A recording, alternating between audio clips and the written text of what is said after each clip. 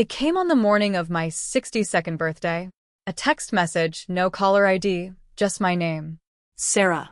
The notification lit up my iPhone screen as I sat in my kitchen island, scrolling through Instagram stories of friends celebrating their kids' graduations, their anniversary trips to Napa, their perfect lives that somehow made mine feel smaller. I almost swiped it away, mixed in with the spam texts about extended car warranties and credit card offers. But something about seeing just my name made my stomach drop. My finger hovered over the message for a second before I tapped it. My heart was already beating faster. I set down my coffee mug and slowly opened it, feeling strangely cold despite the morning sun streaming through my Bay Area kitchen windows. The message was simple. Direct. Devastating. Happy birthday, Sarah. I never left. Check your Google Drive. The phone slipped from my hand, clattered onto the marble countertop. I felt the blood drain from my face. I couldn't move, couldn't even blink. My mind raced in every direction at once. Marcus, my husband, gone since 2019. The police found his Tesla abandoned at the Golden Gate Bridge. Inside, they discovered his wallet, his iPhone, his wedding ring. Everything but him. They told me it was likely suicide. The current was strong, they said. Sometimes the bodies never surface. We held a memorial, an empty casket, friends with their vegan casseroles. Awkward silence. I grieved him. I hated him. I forgave him. I grieved again. And then I spent the next 5 years alone, carrying a million unanswered questions. And now, this. I picked up my phone again, holding it like it might explode. I stared at that message, searching for anything else. No timestamp that made sense, no indication of where it came from. Nothing but that single sentence written in a way that felt familiar. I never left. My mouth felt dry. I stood up slowly and walked to the hallway mirror, looked at myself. My reflection looked the same. Not older or younger, just stunned. I whispered, "No, this is to be some sick joke." But there was no one to play jokes on me anymore. I didn't keep close friends after Marcus disappeared. Emma lived in Portland now, building her sustainable fashion brand, and no one else even remembered the anniversary of his disappearance. I walked to my front door, opened it, looked up and down my quiet Marin County street. No one, just a DoorDash driver pulling away, the sound of leaf blowers in the distance, another Ring doorbell notification pinging from someone's phone. Who could have sent this? Who would know? My heart pounded in my ears as I stared at my iPhone again. I turned and faced my home office, that small room where I'd been working remotely for the past 5 years, the room that had become my entire world during the pandemic and never really expanded back. That Google Drive. I hadn't accessed our shared account in years. I didn't need the storage space, didn't need the reminders. But now, all I could think was, what did he mean, check the drive? Was it a metaphor? A threat? A cry for help? I didn't want to look, not alone, not without answers. But I also couldn't ignore it. And deep down, under the panic and the shock, there was something else. Hope. Not the innocent, joyful kind. No. This hope had jagged edges, made my stomach turn. But it was there all the same. I took a breath, grabbed my MacBook from the coffee table, and opened it with trembling fingers. Whatever I was about to find, one thing was certain. My story, the story I had told myself for 5 years, was about to change. Back in 2018, if you had asked me to describe my life, I would have called it ordinary, maybe even boring, but in the best possible way. I was 38, married for over a decade to Marcus Chen, a man who organized a sneaker collection by brand and release date, who always left exactly 2 sips of his oat milk latte in the cup like it was some kind of ritual. We lived in a modest 3-bedroom townhouse in San Rafael, just far enough from San Francisco to afford the mortgage, close enough that Marcus could commute to his job at a fintech startup in Soma. Marcus was a product manager, beloved by his team for his terrible dad jokes and his obsession with cryptocurrency. He never forgot to take out the recycling, always updated our shared calendar with his gym schedule, and didn't believe in replacing our tech until it literally died. That included our 7-year-old Nest thermostat and, some might say, our marriage. But we worked. We understood each other. We didn't fight, not the loud kind anyway. We made decisions together. We planned vacations around Emma's schedule when she'd visit from college. We had routines, rituals, and quiet inside jokes only the two of us understood. I was working full-time as a UX designer at a wellness app startup back then. My world was small but peaceful. Morning started with Marcus checking his Robinhood portfolio and me packing his lunch. Always a quinoa bowl with grilled chicken, some kind of superfood salad, and a protein bar he'd eat during his 2 p.m. energy crash. Evenings were quieter. Takeout from our rotation of 5 restaurants, Netflix, and then lying in bed while he scrolled TikTok and I read self-help books on my Kindle. Our daughter Emma was in her junior year at UC Berkeley, majoring in environmental science. She FaceTimed us twice a week, always with some new update about climate activism or a professor she admired, or some guy she was seeing who really gets the urgency of the sustainability crisis. I missed her terribly, but I was proud. Marcus was too, though he never said it quite like I did. His way of showing love was more practical. Venmo ing her grocery money, sharing LinkedIn articles about clean energy jobs. She'll know I'm thinking of her, he'd say. Looking back, there weren't fireworks in our marriage, but there was comfort. And comfort, when you've been with someone long enough, feels like love. Every Friday night we ordered from our usual rotation. Thai, Italian, or that poke place on 4th Street. We didn't even need to ask each other what we wanted. Spicy tuna bowl for me. Salmon teriyaki for him. He always picked what we'd watch, usually something on Netflix with subtitles or a true crime documentary. I always fell asleep halfway through. He'd nudge me awake when the credits rolled and say, "You missed the best part." Like he always did. On Sundays, we'd walk to the farmer's market hand in hand. He always carried the reusable bags, even when I offered. We never talked about anything groundbreaking, usually just work gossip, neighborhood drama, whose friend was getting divorced. But I never felt bored. I felt safe. Held, like the world could change around us, but we'd stay the same. That's what made everything later so hard to believe, because nothing had felt broken. Not really. There were no slamming doors, no whispered phone calls in the middle of the night, no mysterious charges on our credit card statements. He was just there. Consistent. Predictable. Meaning. When people talk about the signs, they always ask, weren't there any hints? And I've thought about that question more times than I can count. Maybe there were. Maybe they were so small I blinked and missed them. Or maybe, and this is what haunts me, maybe he truly was everything he appeared to be. Until he wasn't. The first red flag came quietly. No big fight, no dramatic confession.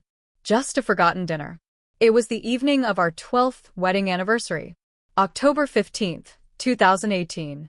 I remember because I'd set a reminder in my iPhone calendar months in advance, with 3 different alerts. I'd made reservations at that farm-to-table place in downtown Mill Valley, the one where we'd celebrated our 5th and 10th anniversaries. I put on the same black dress Zara dress he once said made me look like someone who belonged in a wine commercial, and even wore the lipstick I'd bought at Sephora, but never used. Marcus wasn't home when I got ready. I figured he'd gotten stuck in traffic, or maybe stopped to grab flowers from Whole Foods. I set my phone on the kitchen counter and waited. 6:30 passed. Then 7 o'clock. At 7:30, the restaurant texted to confirm our reservation. I tried calling Marcus straight to voicemail. By 8 o'clock, I was still sitting on the edge of our bed in full makeup and heels, staring at the front door like it might open on its own. My heart wasn't racing. It wasn't panic I felt.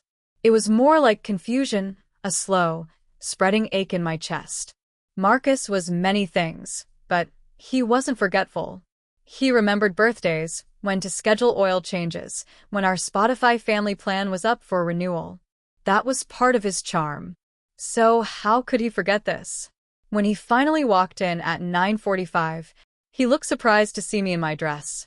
"Oh," he said, pausing in the doorway. "You're still up." I didn't say anything. I couldn't. I was trying to swallow the lump forming in my throat. "I had a meeting," he continued, taking off his jacket. "Client emergency. The whole product roadmap got scrapped." I lost track of time. No palegi. Just that. As if that explained everything. I looked at him, really looked. His button-down was wrinkled, There was a coffee stain near the collar, and he seemed exhausted, completely unaware of the disappointment sitting in front of him. I made reservations, I finally said. Our anniversary. He blinked. That's today? That's when I felt something shift. Not between us, exactly, but inside me. Like a tiny thread had been pulled loose. Nothing snapped, nothing tore, but I felt it just the same. He walked into the kitchen and opened the fridge. I can make us some eggs, he offered. I almost laughed. Eggs on our anniversary. Instead, I nodded slowly and went to the bathroom, locked the door, and cried quietly into a towel so he wouldn't hear. The next morning, there was a bouquet of grocery store flowers sitting on the kitchen counter. Roses, not my favorite. He knew that. But still, a gesture. A peace offering. I wanted to be angry, but something inside me whispered, don't make it a big deal. He's stressed. He's human. So I told myself it was a one-time thing. But then came the solo walks. It started the next week. He began taking long evening walks without telling me. Said he needed to clear his head, get his steps in, figure out some product strategy stuff. He'd leave right after dinner and wouldn't be back for over an hour. The first few times, I didn't think much of it. Everyone needs time alone. I enjoyed the quiet, honestly. I'd light a candle, make some chamomile tea, and scroll through Instagram while the house sat still around me. But then it became a pattern, every night, like clockwork. He'd barely talk during dinner, then slip away. No be back soon. No kiss goodbye. Just footsteps down our front steps, and the sound of the door closing. I started to wonder where he really went. I even followed him once. About 5 minutes after he left, I got in my Prius and drove the neighborhood loop. But I never saw him. No sign of him walking. No familiar figure passing under streetlights. When he came home that night, he looked flushed, sweaty. Said he'd jogged a little. I wanted to ask more questions, but I didn't. Instead, I said, maybe we could walk together tomorrow. He gave me a tight smile and said, sure. But the next night, he left early before I could even load the dishwasher. That was when the doubt really started to form. Not enough to accuse, not enough to panic. Just a whisper. A chill in the back of my mind. Something wasn't right. But I told myself every marriage has quiet seasons. I told myself I was being paranoid. I told myself that love is patient, love is kind, and all that. Il chose silence. And in doing so, I missed the early cracks forming right beneath my feet. It didn't happen all at once. That's the part that still gets me. You don't notice the small cuts until you look down and realize you're bleeding. After the missed anniversary and the solo evening walks, something in Marcus began to dull. Or maybe it was something in me.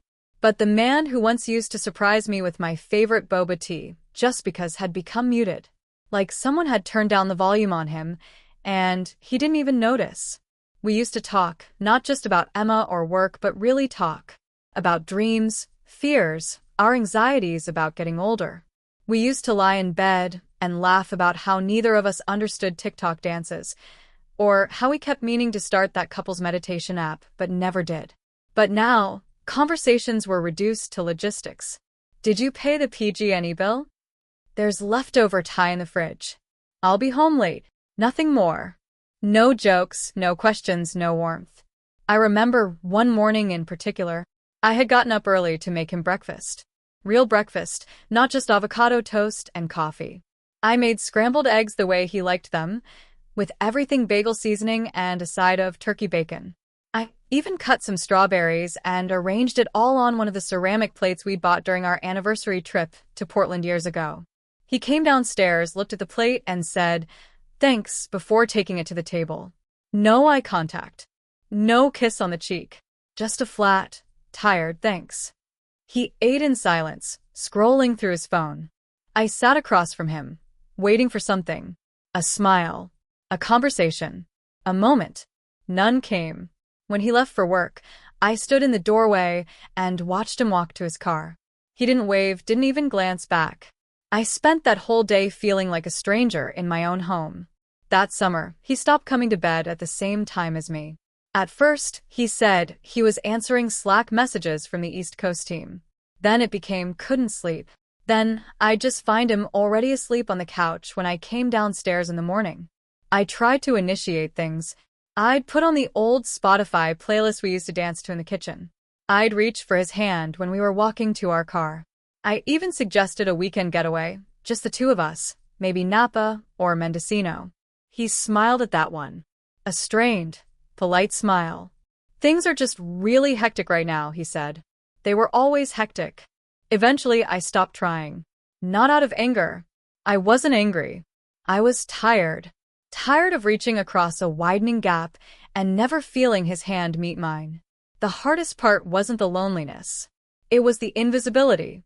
There's a specific kind of pain in realizing that the person you share a bed with no longer sees you. That you've become part of the furniture, the background noise, a figure in the corner of their life instead of the center.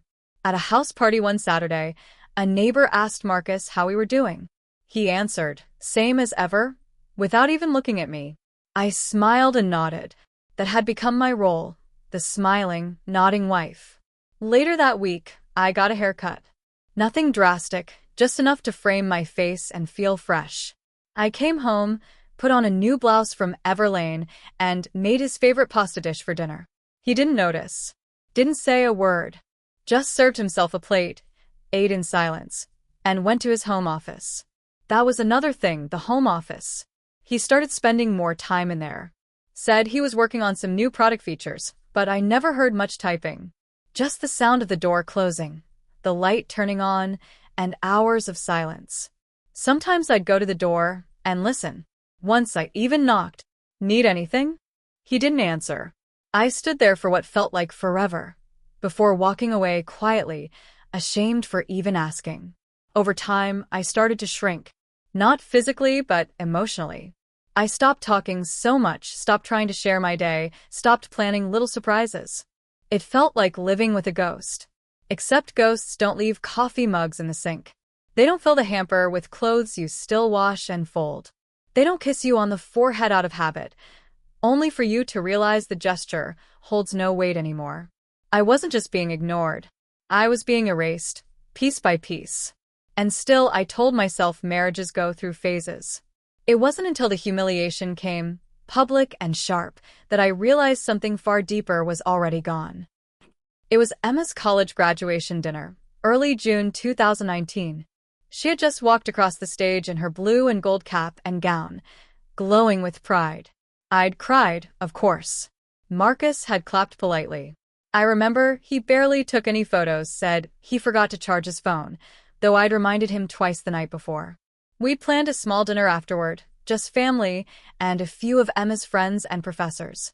A cozy celebration at that Mediterranean place in Berkeley, the kind of place with string lights, small plates, and wine glasses that felt too fancy for wine glasses. Emma's favorite, and brought her a gold necklace with a tiny compass pendant. "So you always know which direction you're headed," I told her. Marcus showed up late, not by much, maybe 15 minutes. But when he walked in, he looked rushed. He gave Emma a side hug, muttered something about parking, and slid into the seat beside her without even looking at me. I brushed it off. The night was for Emma. Everything felt a little off, though. He kept checking his Apple Watch, glancing toward the restaurant entrance like he was expecting someone else to arrive. I tried to engage him. Asked about a podcast he'd been listening to, a coworker he'd mentioned. He gave short answers, polite but distant. His tone was clipped, like he couldn't spare the energy for full sentences. Then, during dessert, it happened. One of Emma's professors, Dr. Martinez, a kind woman with a gentle voice and a passion for climate science, leaned across the table and asked Marcus, "So, what does your wife do?" She was looking right at me. Before I could open my mouth, Marcus answered, "Oh, she's just a designer." He said it with a chuckle, a little shrug, like it was harmless. Like it was a joke everyone would understand. But no one laughed. Not even Dr. Martinez. She just blinked and gave a tight smile before changing the subject. I felt the blood rise to my face. I wasn't sure what to do. I glanced at Emma, who was frowning at her father. She looked at me almost apologetically, as if she had done something wrong. My throat tightened. I pushed my dessert plate slightly away, suddenly nauseated. Marcus didn't notice. The rest of the evening blurred. Conversations buzzed around me, but I felt like I was under glass, smiling when I was supposed to, nodding, laughing at jokes I didn't hear. My ears were ringing with those words. Just a designer. I kept replaying it in my head, the tone, the ease, the casual dismissal of the career I had built, of who I was. I wasn't some stranger. I was the woman who had supported his dreams when he wanted to leave his corporate job for a startup, who had balanced our budget when his equity was worthless paper, who had listened to him practice his pitch decks, edited his LinkedIn posts, celebrated every small win. I was the person who had loved him long before any of these people even knew his name. And now I was just a designer. When the check came, I reached for it. My hands shook as I pulled my wallet from my purse. Marcus didn't offer to split it. He just leaned back and said, "You've got this, right?" Like we hadn't just been married for over a decade. That was the moment something in me cracked. Clean and irreversible. It wasn't the money. It wasn't even the words. It was the way he said them. With complete indifference, like I was an accessory to his evening. Like I could have been anyone. That night, I cried in the bathroom of our hotel room, pressing my face into a towel to muffle the sound. He didn't knock. Didn't ask if I was okay. He went to bed. I lay on the cold tile floor for almost an hour, listening to the hum of the air conditioner and trying to remember the last time I'd felt like his partner instead of his placeholder. From that night forward, I stopped trying to prove I mattered to him, because in that moment I knew I didn't. Not to him. And that realization was the beginning of my silent departure, even before he left for good. After Emma's graduation dinner, something shifted between Marcus and me that never shifted back. I stopped asking where he was going in the evenings. I stopped reminding him about our weekly FaceTime calls with Emma.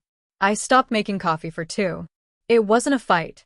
There were no slammed doors, no threats, no ultimatums.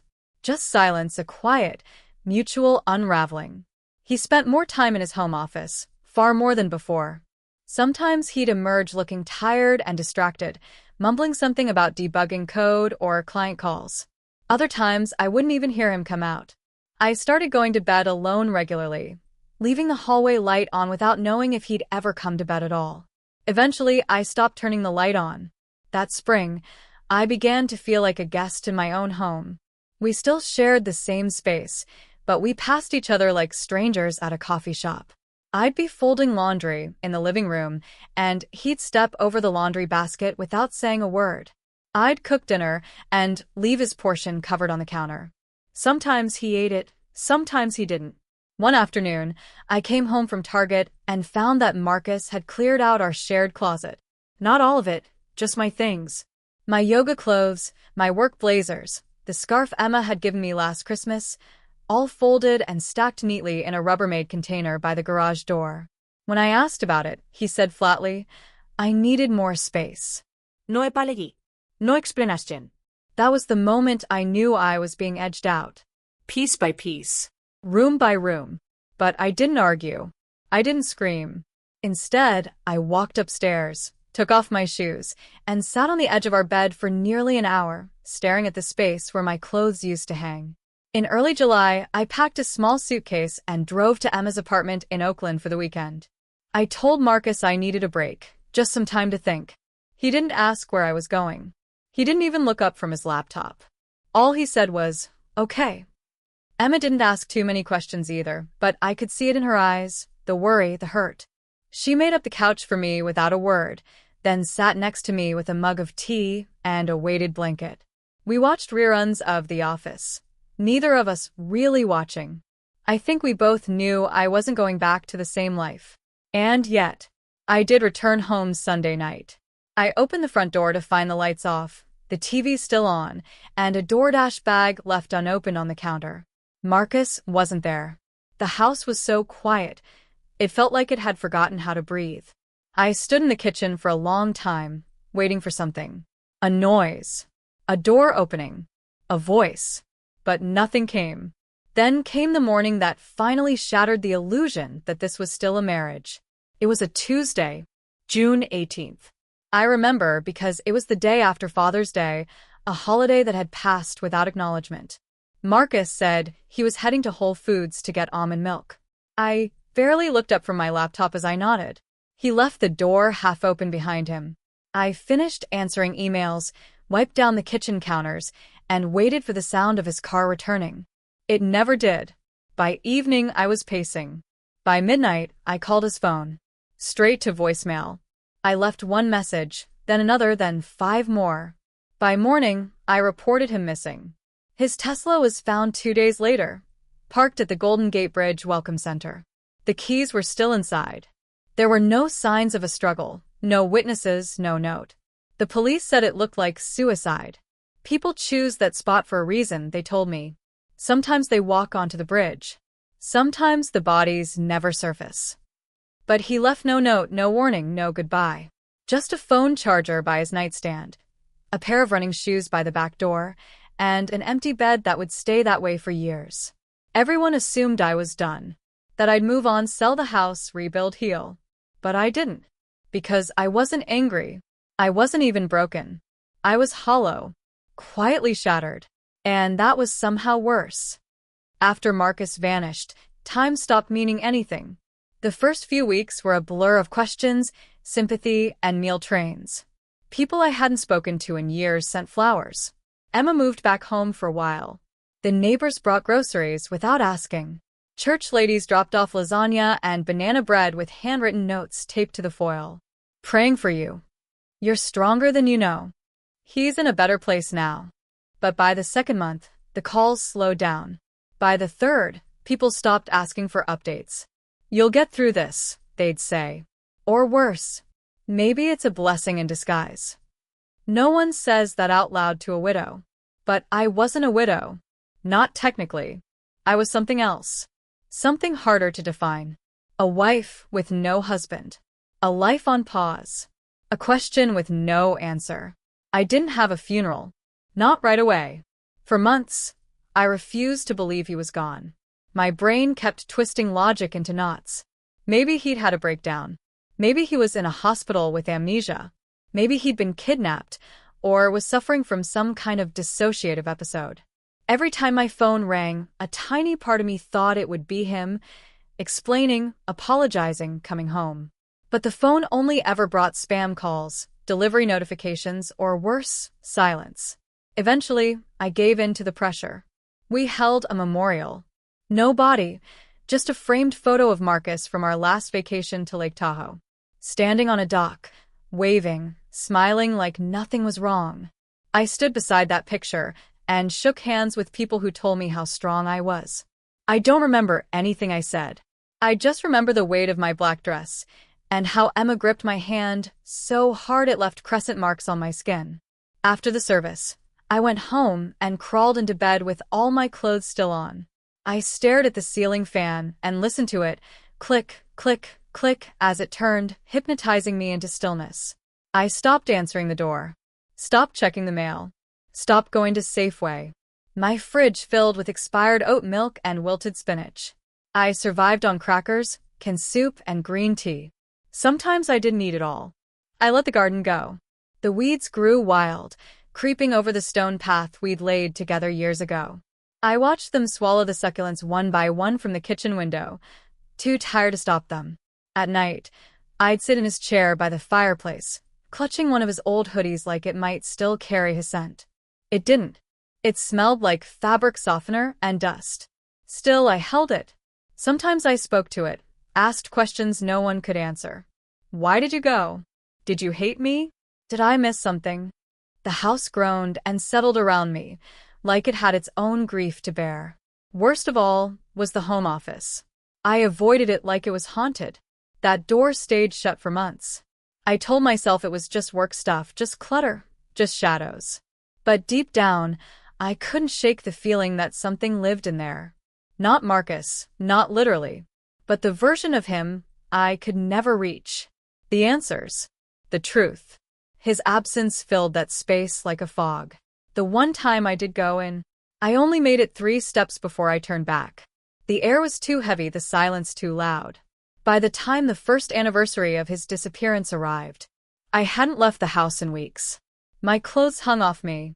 My reflection looked like a stranger, pale, tired, older than I remembered being. That night, I sat at the kitchen table with a single candle lit. I poured myself a glass of wine and toasted the empty chair across from me. "Happy anniversary," I whispered. My voice cracked on the second word. Then I blew out the candle. And for a moment, I considered blowing out everything else too. I didn't. Not because I was strong, but because I was too numb to move. I had reached the bottom, and it wasn't fire or chaos or screaming. It was quiet. It was the kind of silence you can't fill with music or prayer or casseroles. It was the silence of knowing you were never really seen. And now there was no one left to see you. I didn't know it then, but something in me had already started to shift. Very slowly, quietly. In that pit of silence, a seed had been planted. And years later, it would bloom with a single text message that would change everything. "Happy birthday, Sarah. I never left. Check your Google Drive." The message arrived on the morning of my 62nd birthday, slipped into my phone like a secret no one wanted to deliver in person. By then, life had resumed. Not the life I once had, but a quieter version. I spent my days working remotely for a new design agency, tending to my succulent garden, avoiding the rooms that still echoed with Marcus's ghost. I didn't expect much from birthdays anymore. Just a FaceTime from Emma, maybe a slice of cake if I remembered to order one from the bakery down the street. That morning, I was in the kitchen making matcha when I heard the notification ping. I was so used to ignoring my phone's spam calls, Instagram ads, LinkedIn messages from recruiters. But when I glanced at the screen, I saw my name, just Sarah, written in a message from an unknown number. I stood frozen, staring at it for so long my matcha got cold behind me. My fingers trembled as I opened the message, slowly, like it might explode. "Happy birthday, Sarah. I never left. Check your Google Drive." I dropped my phone. Not because I was afraid, not exactly, but because the room felt like it had tilted sideways. Like gravity had changed, without warning. I had spent 5 years believing Marcus was dead. 5 years imagining his final moments, picturing a bridge, a body lost to fog and current. 5 years building closure out of silence. And now this. The message felt familiar. Not the words, but the tone. The directness. Marcus always texted like he was sending a work email. Short. Efficient. No emoji. I clutched the edge of the counter, trying to steady my breath. I thought of every rational explanation. A sick joke. A scammer who'd found his old phone. Maybe Emma trying to push me into closure with some elaborate intervention. But no one else had access to our shared Google Drive. And no one else knew about the folder we created for our house renovation. The one we'd labeled Home Sweet Home, with a ridiculous amount of heart emoji, because we were still in love then. I grabbed my laptop and forced my fingers toward the keyboard. The Google Drive login felt cold, unfamiliar. I hadn't accessed our shared account in years. But there it was. A new folder. Created yesterday. The title made my breath catch. For Sarah. I clicked on it with shaking hands. Inside were files. Photos. Documents. None of them from our life together. There were pictures of Marcus with unfamiliar people, a woman I didn't recognize, smiling beside him at what looked like a company retreat. Children too, a boy and a girl, maybe 10 and 8 years old. There were screenshots of social media profiles. LinkedIn updates showing him working at a tech company in Austin. Facebook posts from birthday parties, hiking trips, school events. Driver's license scans with his face, but a different name. Michael Torres. Bank statements. Lease agreements. Utility bills. All dated after his disappearance. I sat down hard on my kitchen stool, the laptop balanced on my knees, shaking. He hadn't died. He hadn't disappeared. He had started over. Without me. The grief I thought I had buried roared back with a new face. Betrayal. My tears burned this time, not from sadness, but from rage. From shame. From the hollow realization that I had mourned a man who had simply walked away and kept walking. For 5 years, I'd lived in the ruins of a story that wasn't even true. And now, sitting there with evidence glowing on my screen and silence all around me, one thing was suddenly clear. Marcus hadn't vanished. He had hidden, and I was finally going to find out why. The folder sat open on my laptop for 3 days. I didn't close it, but I also couldn't bring myself to dig deeper. Every time I walked past the kitchen island, I felt like it was pulsing, like the truth inside it was breathing, waiting. I wasn't ready to see more, but I also couldn't unsee what I'd already found. It stayed there like a wound I couldn't bandage.